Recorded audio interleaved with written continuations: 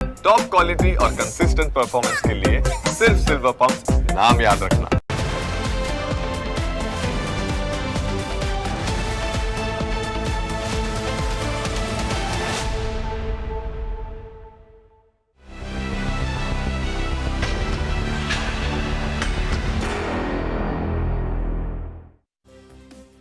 રાજ્યમાં ઉચ્ચ અભ્યાસ કરીને વિદ્યાર્થીઓ આગળ આવે અને સમાજ માટે ઉપયોગી બને તે માટે સરકાર ખૂબ પ્રયત્નો કરી રહી છે, પરંતુ તેના ધાર્યા પરિણામો જોવા ન મળતા હવે રાજ્યના કેબિનેટ મંત્રી જાહેર મંચ પરથી ચિંતા વ્યક્ત કરવા લાગ્યા છે।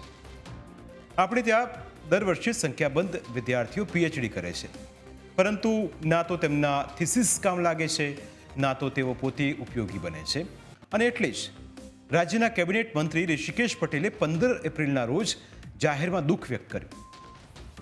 પહેલા સાંભળીએ કે ઋષિકેશ પટેલે શું કહ્યું।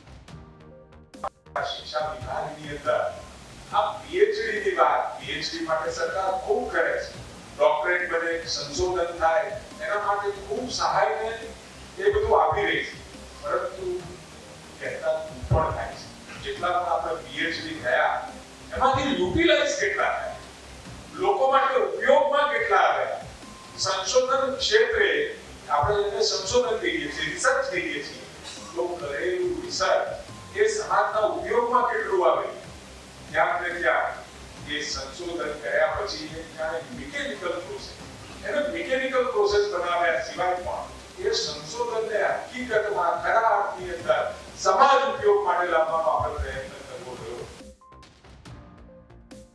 ઋષિકેશ પટેલે આ નિવેદન બાબા સાહેબ આંબેડકર યુનિવર્સિટીના પદવીદાન સમારોહમાં આપ્યું હતું। તેના નિવેદન બાદ ન્યૂઝ કેપિટલની ટીમે રિયાલિટી ચેક કર્યું, જેમાં એવી હકીકત સામે આવી કે મોટાભાગના સંશોધનો લોકોના કોઈ ઉપયોગમાં આવે તેવા ન હતા। મોટાભાગના થીસીસમાં એવા વિષયો પસંદ કર્યા હતા જેનો કોઈ જ નિચોડ ન હતો। અમારા રિયાલિટી ચેકમાં જે સામે આવ્યું તે અમે તમને જણાવી રહ્યા છીએ। ગુજરાત યુનિવર્સિટીમાં વર્ષ 2018થી 2023 સુધીમાં 1399 વિદ્યાર્થીઓને પીએચડીની ડિગ્રી એનાયત કરાઈ। ગુજરાત યુનિવર્સિટીમાં છેલ્લા 6 વર્ષમાં 2450 વિદ્યાર્થીઓએ પીએચડીમાં એડમિશન લીધું, જેમાં સૌથી વધુ વર્ષ 2019-20માં 546 વિદ્યાર્થીઓએ પીએચડીમાં એડમિશન લીધું હતું। આર્ટ્સના વિષયમાં સૌથી વધુ વિદ્યાર્થીઓ પીએચડીનો અભ્યાસ કરે છે, જ્યારે સમાજ ઉપયોગી મેડિકલ ક્ષેત્રે પીએચડી કરનારા વિદ્યાર્થીઓની સંખ્યા ખૂબ ઓછી છે।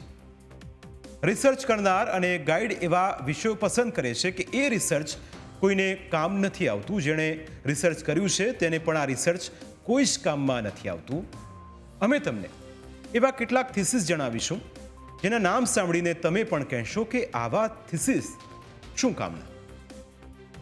પરંતુ તે પહેલા એ જાણી લઈએ કે સરકાર પીએચડીના વિદ્યાર્થીઓ પાછળ ખર્ચ કેટલો કરે છે। રાજ્ય સરકાર શોધ એટલે કે scheme of developing high quality research અંતર્ગત સ્કોલરશિપ આપે છે। દર વર્ષે વિવિધ યુનિવર્સિટીના અંદાજે 900 વિદ્યાર્થીઓને તેનો લાભ મળે છે।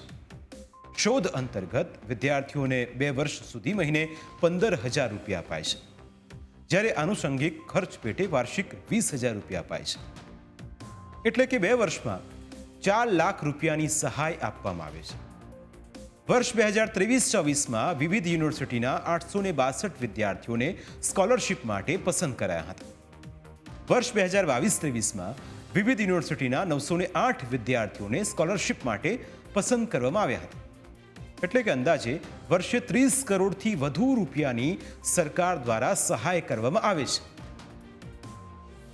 તમે સાચું સાંભળ્યું કે દર વર્ષે પીએચડીના વિદ્યાર્થીઓ માટે સરકાર અંદાજે 30 કરોડ રૂપિયા સહાય કરે છે, તેમ છતાં કોઈ જ પરિણામ મળતું નથી। સામાન્ય રીતે લાખો રૂપિયા ખર્ચ કરીને ભણાવ્યા પછી માતા પિતા પણ દીકરા પાસેથી અપેક્ષા રાખતા હોય, તેમને પણ થતું હોય કે દીકરો તેમને થોડો ટેકો કરે, પરંતુ જ્યારે આવું ન બને ત્યારે માતા પિતા પણ દુઃખી થાય છે। તેવી જ રીતે સરકાર પણ વ્યથિત છે। જો વિદ્યાર્થીઓ પાછળ કરોડો રૂપિયાનો ખર્ચ કરતા હોય તો સ્વાભાવિક રીતે સરકારને પણ આશા હોય કે પીએચડીના સંશોધનો લોકો માટે ઉપયોગી બને, સમાજમાં કંઈક સારું જ્ઞાન પીરસે, પરંતુ આવું થતું નથી અને તેના કારણે જ સરકારે હવે ચિંતા વ્યક્ત કરી છે। હવે અમે તમને એ થીસીસના નામ પણ જણાવીએ જે બિનઉપયોગી છે. દાહોદ જિલ્લાના ભીલોનું લોક સાહિત્ય એક અભ્યાસ. હવે વિચાર કરો કે આ થીસીસનો અર્થ શું હોય. Trend in Dalit writing and forming and identity in conflict species. હવે આનો મતલબ શું કદાચ થીસીસ કરનાર વ્યક્તિને પણ ખબર નહીં હોય. મરાઠી અને ગુજરાતી દલિત આત્મકથાઓનો તુલનાત્મક અભ્યાસ. આ ઉપરાંત જ્ઞાની કવિ કરુણસાગર એક અધ્યયન. હવે કરુણસાગર પોતે જ જ્ઞાની હતા.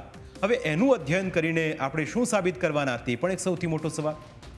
બીજું, image of Gujarat in the translated work of KM Munshi અને એનું પણ એક અધ્યયન. A study of online banking services of selected public and private sector banks. હવે બેન્કિંગ ક્ષેત્ર આધુનિક થઈ ગયું છે. હવે એમાં જેટલો પણ અભ્યાસ કરવાનો હતો એ તમામ ટેકનોસેવીએ કરી લીધો છે. તો પછી આવા થીસીસનું કારણ શું? સવાલ અનેક છે. Impact of micro economic variable on tour operators company performance. Empirical evidence from Arusha in Tanzania. Dhodia અને કુંકણા આદિવાસીઓ પર મોક્ષ માર્ગે સંપ્રદાયનો પ્રભાવ. ગાંધીજી અને ગુજરાતમાં સ્ત્રી ઉત્કર્ષની પ્રવૃત્તિઓ. ગુજરાત રાજ્યના દેશી સિક્કાઓ.